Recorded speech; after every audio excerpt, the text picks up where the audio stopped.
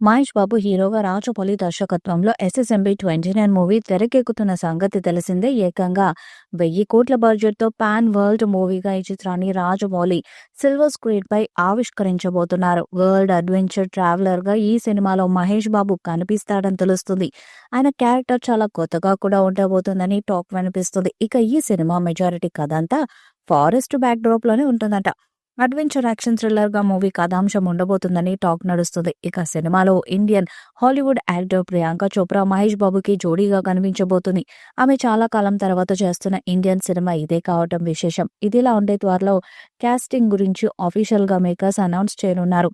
ఇక cinema regular shooting ఫిబ్రవరి నుంచి మొదలయ్యే అవకాశం ఉందని తెలుస్తుంది.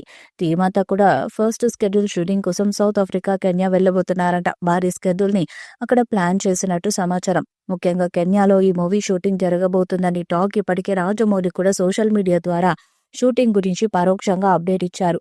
సూపర్ స్టార్ మహేష్ బాబు కూడా సిద్ధంగా ఉన్నారు. ఇక సౌత్ ఆఫ్రికా షెడ్యూల్ కంటే ముందుగానే హైదరాబాద్లో అల్యూమినియం ఫ్యాక్టరీలో ఈ సినిమాకి సంబంధించి వర్క్ షాప్‌లో కూడా పాల్గొన్నారు.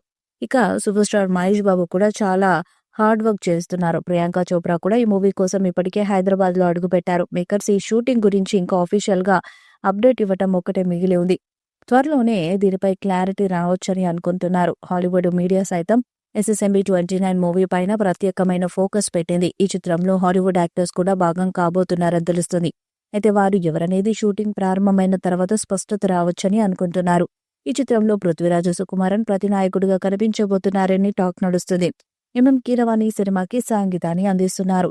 ఇప్పటికే తన సినిమా కోసం ఒక సింహాన్ని లాక్ చేసినట్టు ఒక పోస్ట్ పెట్టాడు రాజమౌళి. అంటే మహేష్ బాబును తన ప్రాజెక్టు కోసం లాక్ చేశారని చెప్పాడు. అలాగే షూటింగ్ షురూ అని కూడా హింట్ ఇచ్చాడు.